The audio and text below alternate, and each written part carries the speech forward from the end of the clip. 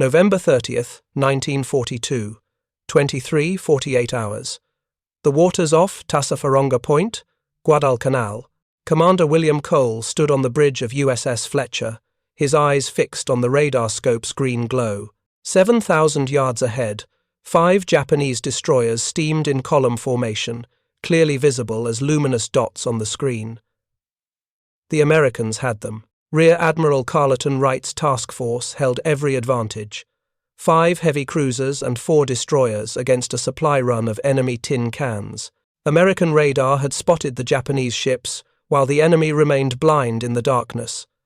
The cruisers' 8-inch guns were trained and ready. Commander Cole's finger hovered over the torpedo firing key.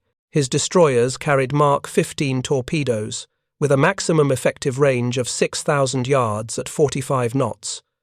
The Japanese were well within range. Everything was perfect. Cole requested permission to fire torpedoes. He waited. 4 minutes passed. The optimal firing position slipped away with each passing second.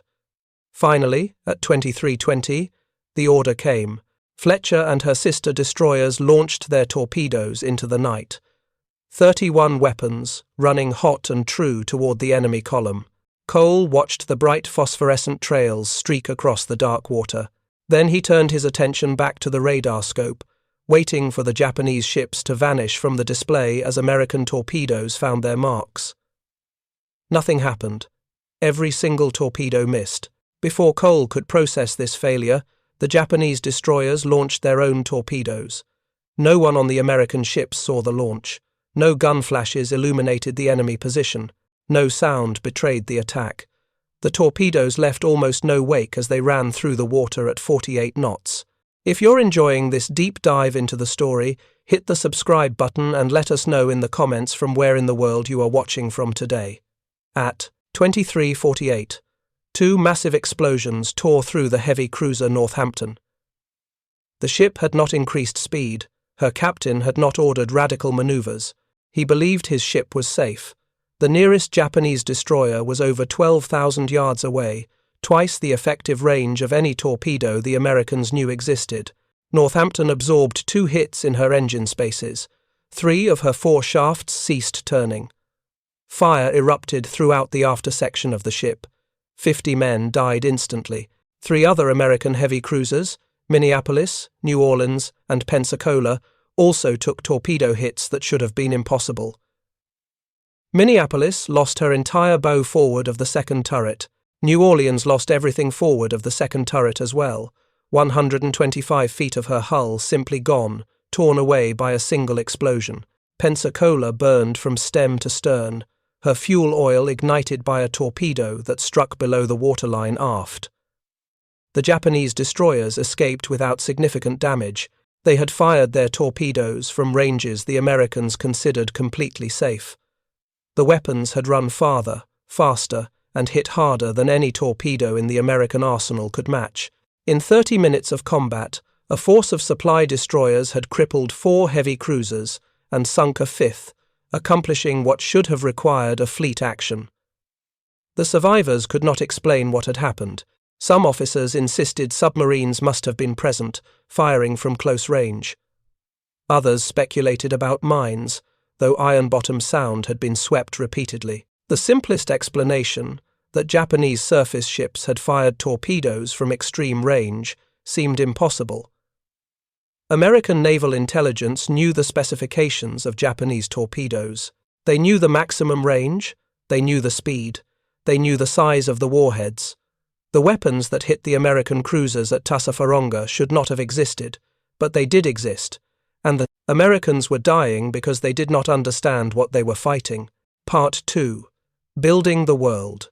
Part A.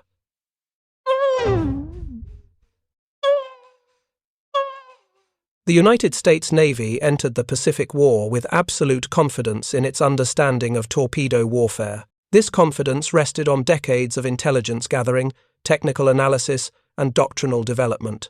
American naval officers knew exactly what Japanese torpedoes could do because American intelligence had studied them thoroughly. They knew the Type 8 torpedo, standard issue for older Japanese destroyers, had a maximum range of 7,000 yards at 45 knots. They knew the Type 90, deployed on newer ships, could reach 10,000 yards at 40 knots. These specifications matched closely with American weapons. The Mark 15 destroyer Torpedo could reach 6,000 yards at 45 knots, or 15,000 yards at a much slower 26.5 knots. These numbers shaped American tactical doctrine completely. Captains knew they were safe from torpedo attack beyond 10,000 yards. At ranges greater than 5 miles, no submarine or surface ship could hit them with a torpedo. This knowledge governed every decision made in night combat. Ships did not zigzag when they believed themselves outside torpedo range. Crews did not maintain the highest level of alert when the enemy was distant. Radar operators reported enemy positions without urgent alarm if those positions were beyond the known danger zone. The doctrine of zigzagging itself revealed American assumptions about torpedo warfare. Ships zigzagged to complicate enemy fire control solutions. A vessel changing course every few minutes made it difficult for an enemy to calculate the proper firing angle. The tactic worked because torpedoes had limited range and ran on straight courses.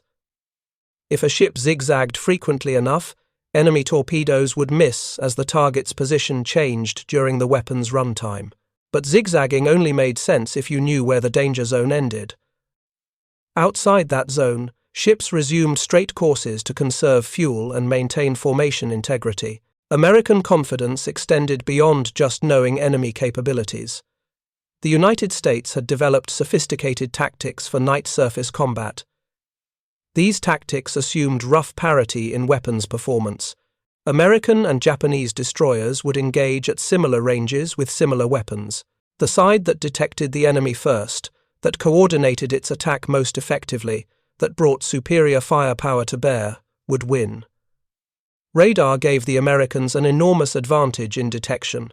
By late 1942, American surface search radar could spot enemy ships at ranges exceeding 20,000 yards in darkness or heavy weather. Japanese ships, lacking radar entirely, relied on optical lookouts even in pitch darkness. This technological advantage shaped American tactical thinking fundamentally. If you could see the enemy before he could see you, if you could track his movements while remaining invisible yourself, you controlled the engagement. You could position your forces optimally, you could mass your firepower, you could launch torpedoes from favorable angles while the enemy steamed blindly. The Americans had practiced these tactics extensively in peacetime fleet exercises. They knew how night battles should unfold. The Battle of Cape Esperance on October 11, 1942, seemed to validate American doctrine. Rear Admiral Norman Scott's task force used radar to detect a Japanese force approaching Guadalcanal. Scott crossed the enemy's T, the classic naval maneuver that brought all of his guns to bear while limiting enemy return fire. American cruisers and destroyers pounded the Japanese column, sinking a cruiser and a destroyer while suffering only light damage. The battle proved that radar superiority and proper tactics could defeat Japanese forces in night combat. American confidence grew. Part 3. Building the World. Part B. What the Americans did not know, could not have known through intelligence gathering alone, was that the Imperial Japanese Navy had spent more than a decade developing a weapons system specifically designed to overcome American advantages. The Type 93 torpedo, designated for the year 2593 in the Japanese calendar, represented a revolutionary advance in naval weapons technology. Development had begun in 1928 under Rear Admiral Kaneji Kishimoto and Captain Toshihide Asakuma. The project was born from strategic necessity. Japan faced a fundamental problem in any potential war with the United States.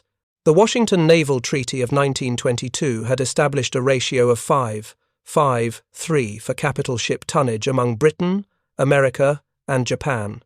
Japan was permitted to build and maintain only 60% of the battleship strength allowed to the United States. In a decisive fleet engagement, Japan's battle line would be outnumbered and outgunned. Japanese naval strategists needed a way to reduce American numerical superiority before the main battle occurred. Light forces, cruisers, and destroyers would need to inflict significant losses on the American fleet during its transit across the Pacific. torpedoes offered the only weapon light forces could use to sink battleships. Conventional torpedoes burned kerosene or alcohol using compressed air as the oxidizer. Air consists of only 21% oxygen and 78% nitrogen.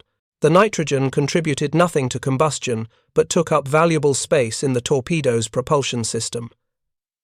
If pure oxygen could replace compressed air, the torpedo's range and speed would increase dramatically. The nitrogen-free exhaust would also be much less visible, consisting only of carbon dioxide and water vapor, both highly soluble in seawater. A pure oxygen torpedo would leave almost no wake. The technical challenges were enormous. Pure oxygen is extraordinarily reactive. Any contamination, any trace of oil or grease, any tiny imperfection in metal surfaces could cause spontaneous combustion or explosion. British and Japanese engineers had both experimented with oxygen torpedoes in the early 1920s. Both navies suffered fatal explosions during testing. Japan abandoned the effort in 1924 after several deaths. The program seemed impossible. Then, in 1927, a Japanese naval inspector in Britain filed a report claiming that HMS Rodney, a new British battleship, appeared to be equipped with oxygen-fueled torpedoes. The report was mistaken. Rodney used oxygen-enriched compressed air, not pure oxygen. But the Japanese naval staff believed they had been outmaneuvered by British technology. If Britain had solved the oxygen torpedo problem, Japan must do the same or fall behind. The oxygen torpedo program resumed with renewed urgency and substantial funding. Engineers worked in absolute secrecy at the Kure Naval Arsenal. Slowly, methodically, they solved each technical problem. They developed special cleaning procedures for all torpedo components. They created oxygen flasks with copper washers that sealed reliably under high pressure. They designed an engine that started on compressed air, then gradually transitioned to pure oxygen once running temperatures stabilized. By 1933, the engineers had a working prototype. By 1935, the Type 93 entered service aboard Japanese cruisers and destroyers. The weapon's specifications seemed impossible by the standards of Western naval technology. Maximum range of 40,000 meters at 38 knots, 22,000 meters at 48 knots. The warhead weighed 490 kilograms, 50% larger than American torpedo warheads. The weapon was 29 feet long and weighed nearly 3 tons. It dwarfed every other torpedo in any Navy's arsenal, and it was completely invisible to American intelligence.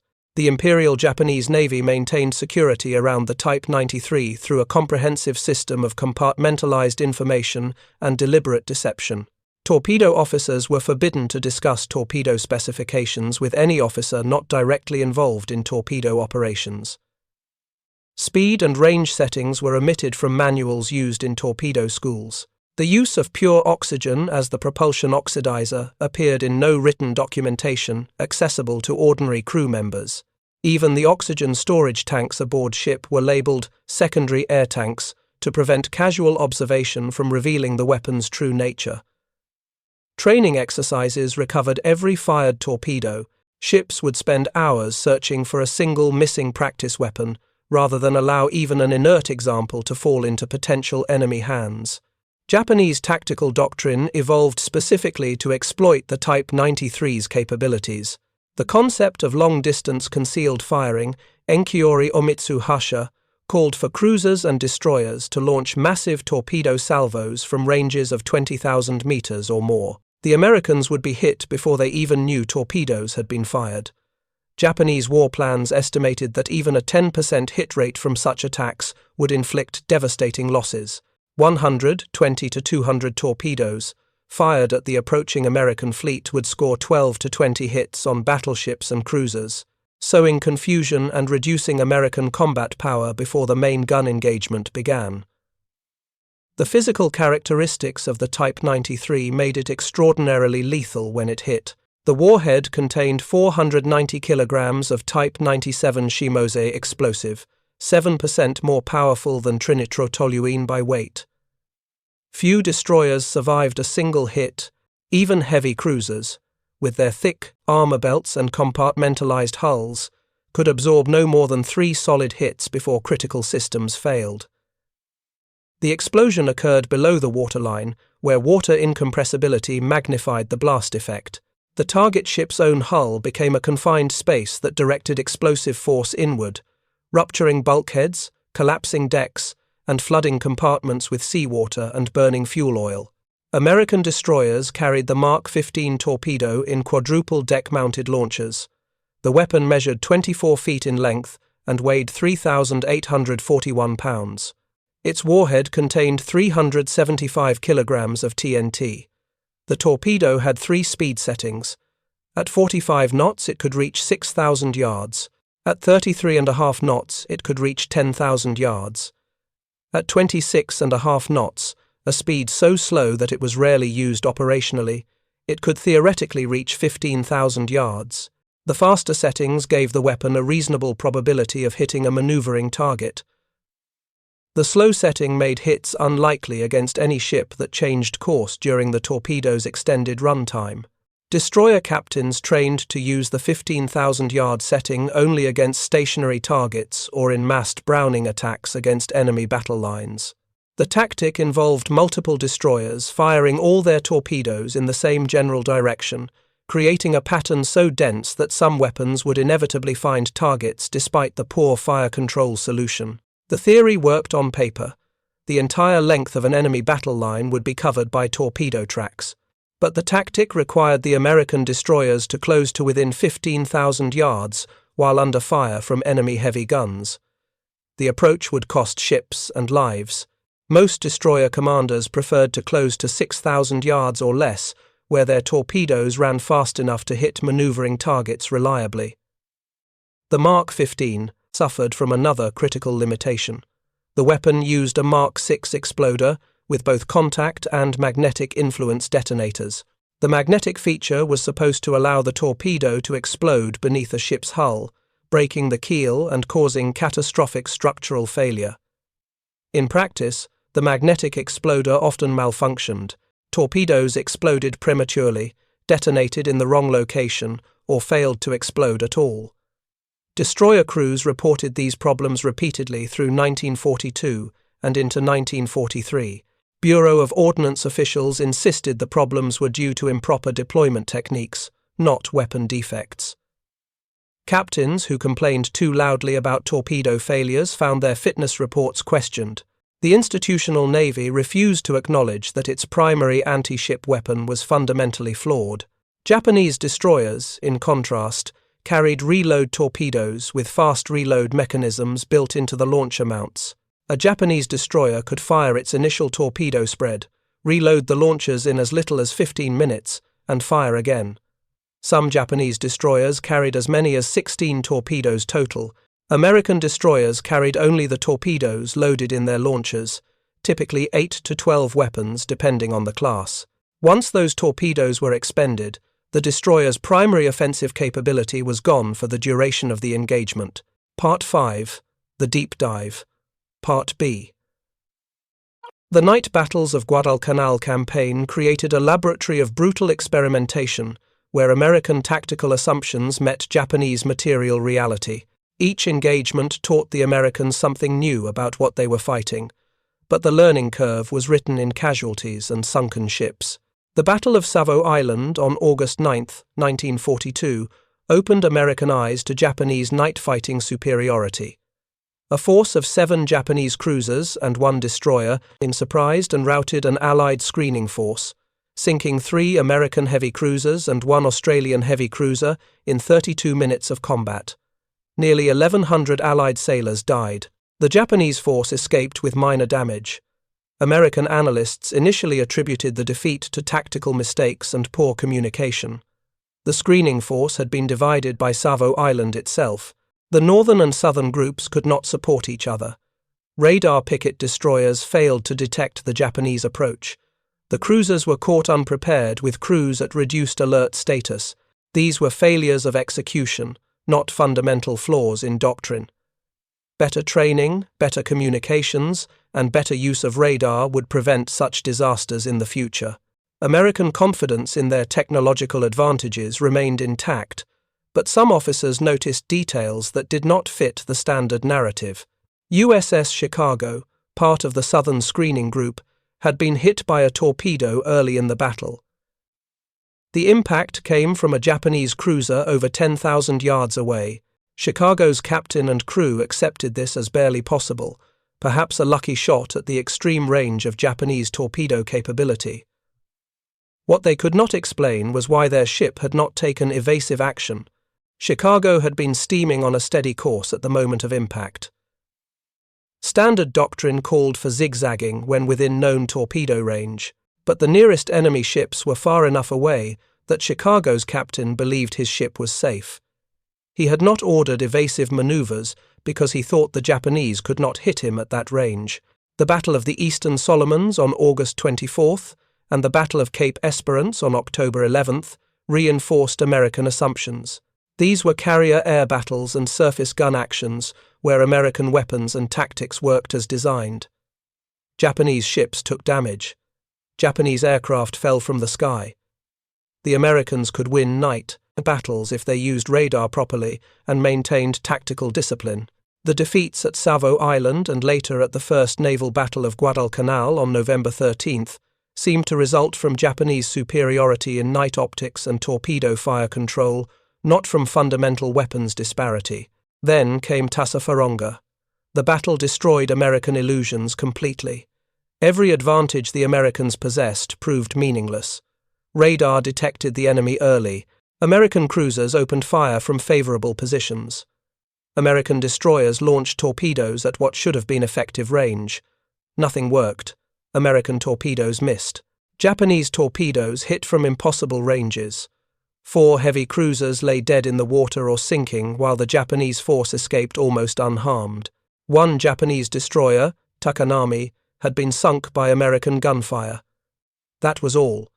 The Americans had lost comprehensively despite holding every tactical advantage. The survivors could not reconcile what had happened with what they knew to be true about naval warfare.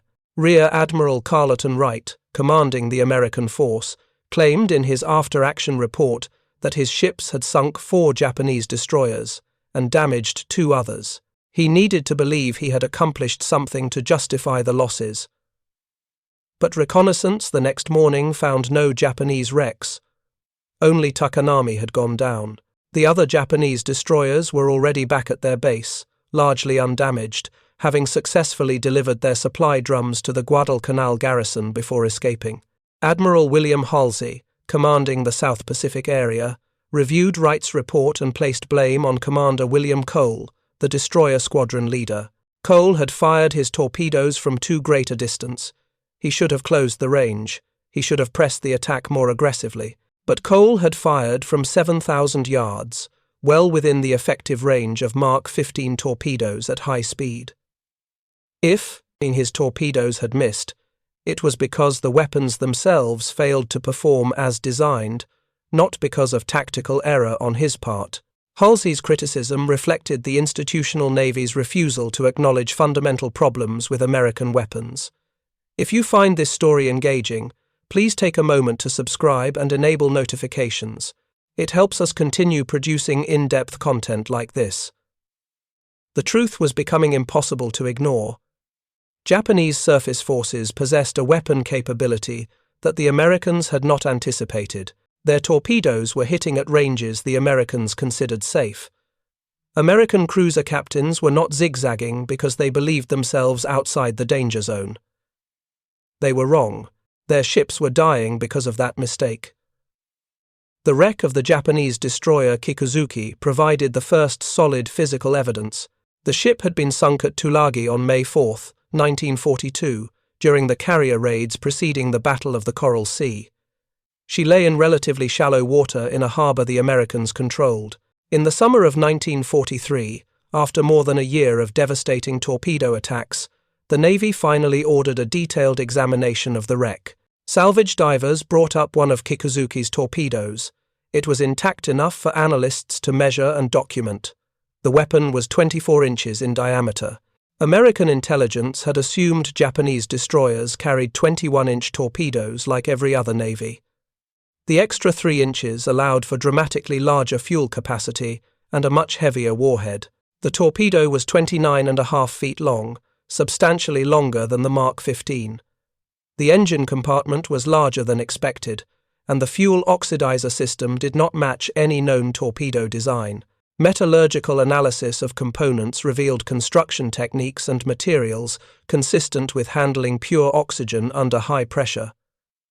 The torpedo's propulsion mechanism burned kerosene using pure oxygen, not compressed air. Engineers calculated the implications. Pure oxygen provided nearly 5 times as much oxidizing power in the same volume as compressed air. The nitrogen that comprised 78% of air contributed nothing to combustion, but took up space and produced visible exhaust bubbles. With pure oxygen, the torpedo could carry the same amount of oxidizer in a much smaller space, leaving room for more fuel. It could also run much cleaner, producing almost no visible wake. The exhaust consisted only of carbon dioxide and water vapor, both highly soluble in water. The bubble trail that marked the track of every other torpedo in the world was nearly invisible on a Type 93. The calculations were devastating. A 24-inch torpedo with a pure oxygen engine could theoretically reach ranges exceeding 40,000 meters at speeds above 40 knots. At higher speeds, sacrificing some range, it could reach 50 knots or more. These numbers explained everything. Japanese torpedoes were hitting American ships from ranges the Americans had considered completely safe because those ranges were safe against American torpedoes.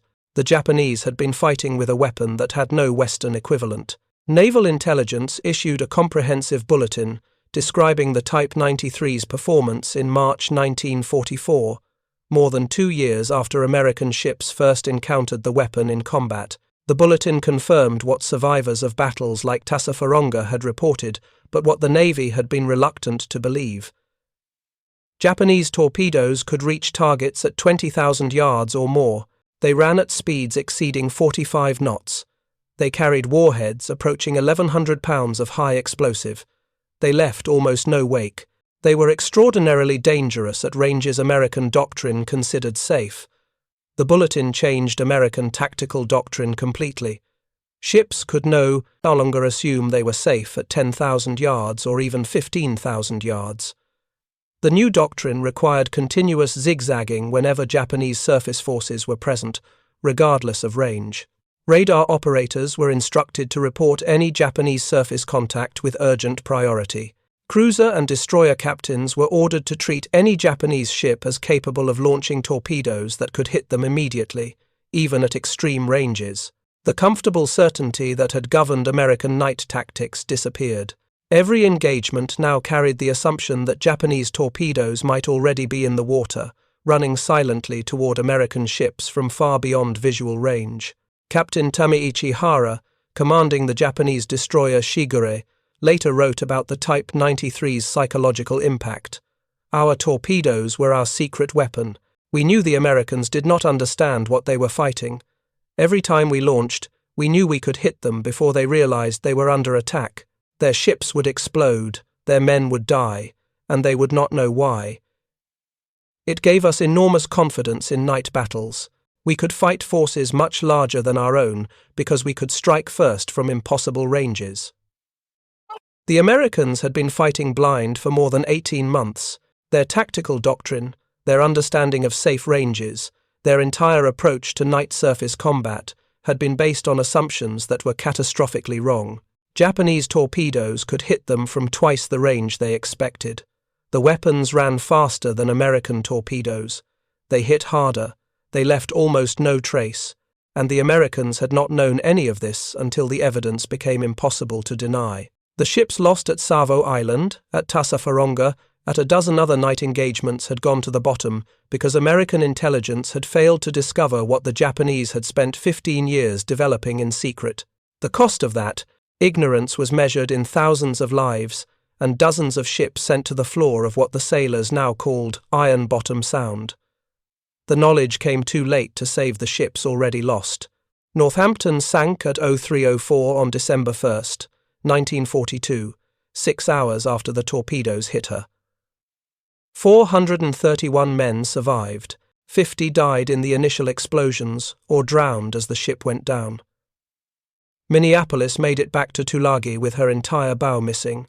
Emergency bulkheads held against the sea. She sailed stern first to Pearl Harbor for temporary repairs, then continued to Mare Island Naval Shipyard in California. Repairs took 13 months. New Orleans also lost her bow, 125 feet of hull torn away by a single explosion.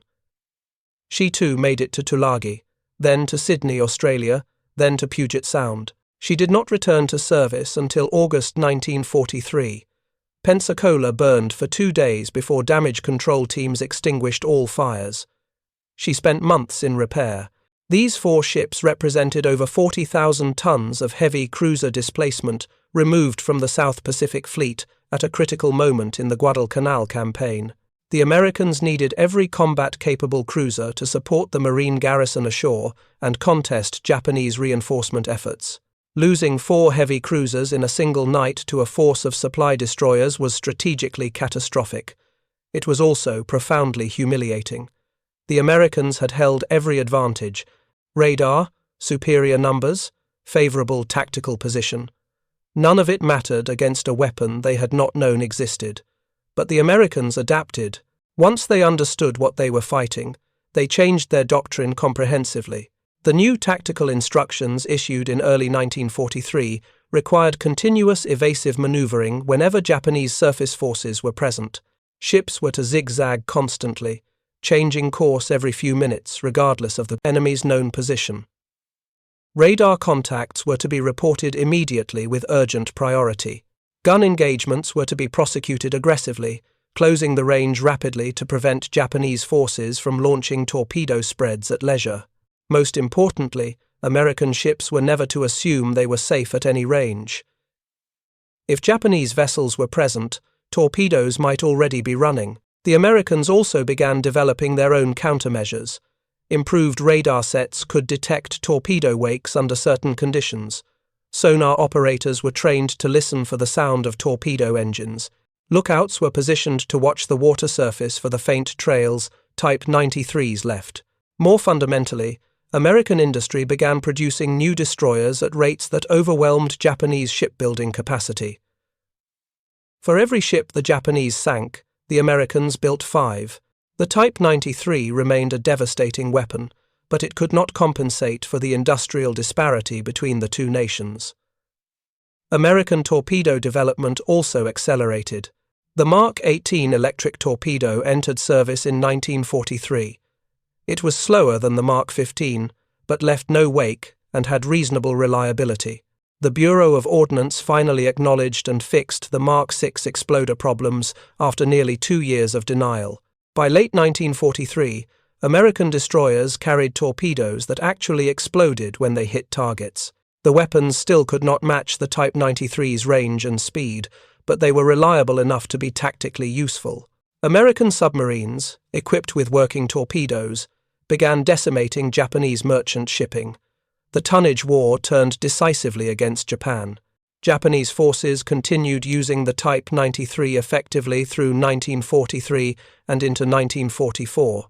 The Battle of Vela Gulf on August 6, 1943, saw American destroyers finally turn the tables, using radar and coordinated tactics to ambush a Japanese force and sink 3 destroyers with torpedoes and gunfire. The Battle of Empress Augusta Bay on November 2, 1943, demonstrated that American forces had learned to fight effectively at night despite Japanese torpedo superiority. Superior numbers, radar-directed gunfire, and aggressive tactics overcame the Type 93's advantages. The Americans were winning not through technological parity, but through doctrinal adaptation and overwhelming material superiority. The Type 93's greatest weakness emerged as American air power dominated the Pacific. The torpedo's pure oxygen propulsion system made it extraordinarily dangerous to the ships carrying it. A bomb or shell hit near torpedo storage could detonate the oxygen flasks, causing secondary explosions that could sink a cruiser or destroyer instantly. As American carrier aircraft and land-based bombers achieved air superiority over contested waters, Japanese captains faced an impossible choice. They could keep their torpedoes aboard, accepting the risk of catastrophic secondary explosions if hit by bombs. Or they could jettison the weapons before air attack, sacrificing their most powerful offensive capability to survive the immediate threat. Heavy cruiser Chikuma jettisoned her Type 93s just before American dive bombers attacked during the Battle of Santa Cruz Islands on October 26, 1942. The decision saved the ship. Bombs hit near where the torpedoes had been stored. If the weapons had still been aboard, the secondary explosions would likely have sunk the cruiser. But Chikuma survived only to be sunk 2 years later at the Battle of Leyte Gulf. Heavy cruiser Chokai was not so fortunate at Leyte. A 5-inch shell from destroyer escort USS Samuel B. Roberts struck Chokai and detonated the cruiser's Type 93 storage. The secondary explosion disabled Chokai's rudder and engines. The ship had to be scuttled.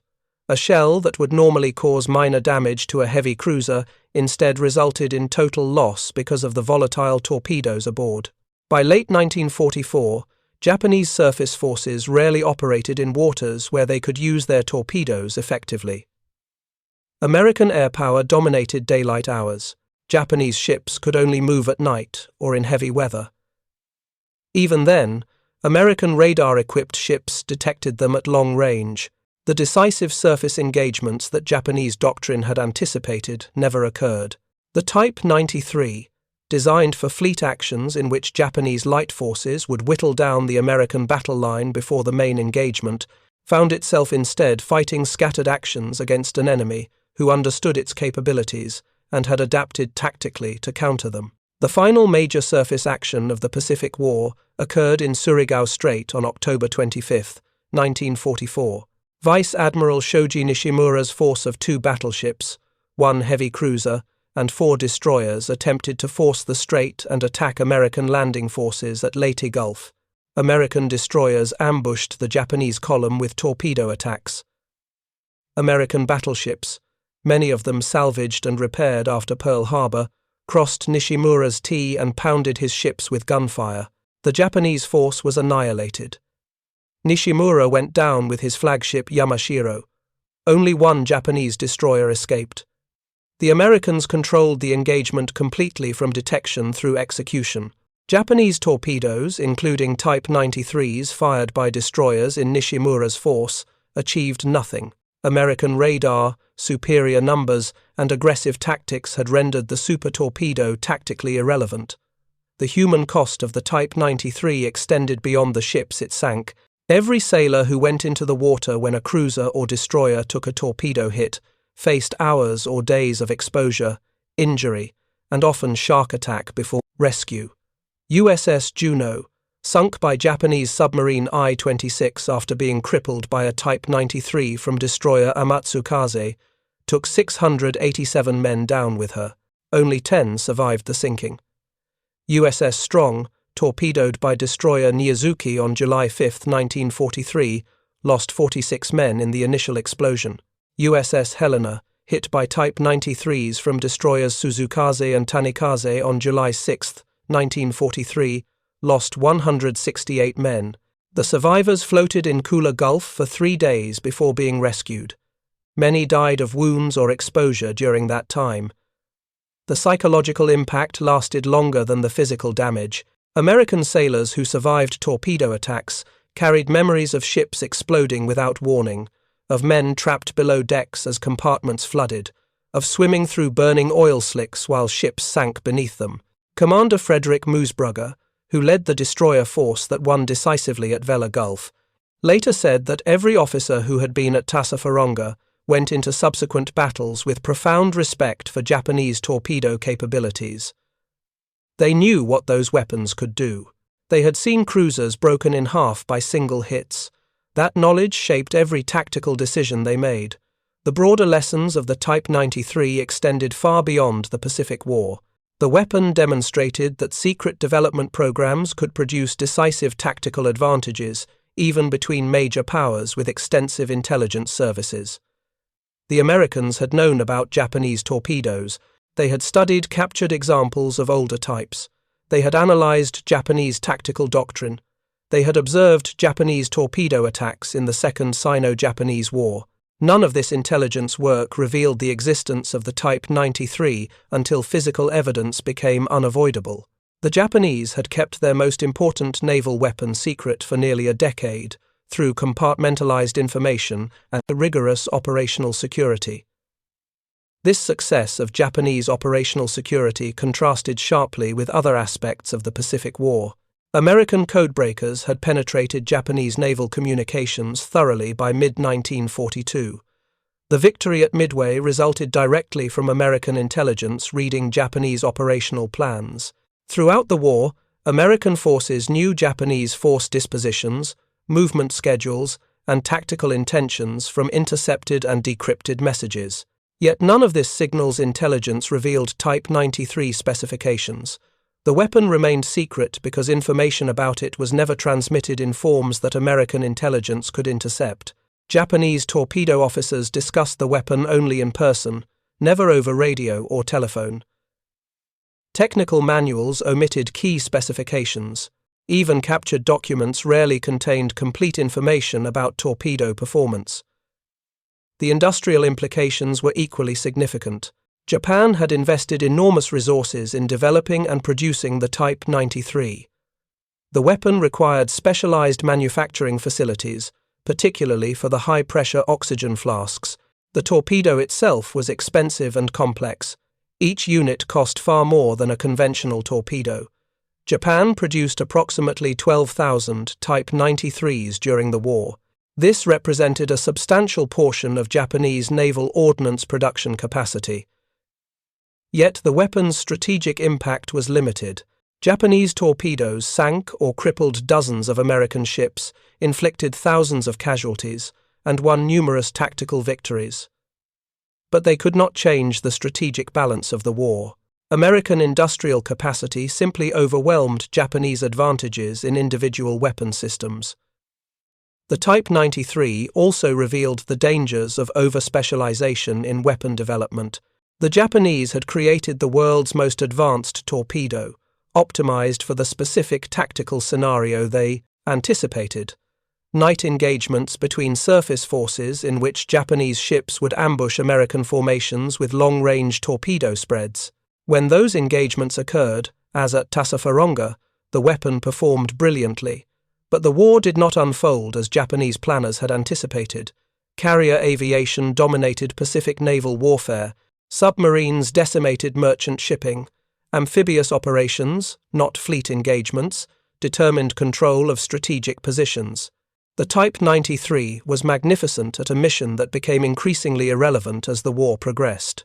American adaptation to the Type 93's existence demonstrated institutional learning under combat conditions. The Navy that fought at Savo Island and Tassafaronga in late 1942 was not the same Navy that fought at Vela Gulf and Empress Augusta Bay in late 1943. Doctrine changed, training changed, tactics changed. Officers who had believed they were safe at 10,000 yards learned to treat every Japanese ship as an immediate threat, regardless of range. The learning process cost ships and lives, but the lessons were learned and incorporated into operational practice. By mid-1944, American surface forces fought night battles with confidence despite facing enemy forces equipped with superior torpedoes. The final irony was that the weapon designed to overcome American industrial superiority ultimately proved irrelevant because of that same superiority. Japan sank American cruisers and destroyers with Type 93s. The Americans built more cruisers and destroyers faster than Japan could sink them. By 1944, the United States had more destroyers in the Pacific than Japan had built in total during the entire war. Losses that would have been strategically devastating to Japan were tactically inconvenient to America. Minneapolis, New Orleans, and Pensacola, all torpedoed at Tassafaronga, all returned to service after repairs. They continued fighting. Japan lost destroyers throughout the war to combat and could not replace them fast enough. The Americans lost ships and replaced them within months. Commander William Cole, who had led the destroyer squadron at Tassafaronga, continued serving throughout the war. He never forgot that night when his torpedoes missed and Japanese torpedoes hit from impossible ranges. In later years, He acknowledged that American doctrine had been fundamentally flawed. Ships had not zigzagged because captains believed they were safe. They were wrong. The ships paid for that mistake. But Cole also noted that the Americans learned from their defeats.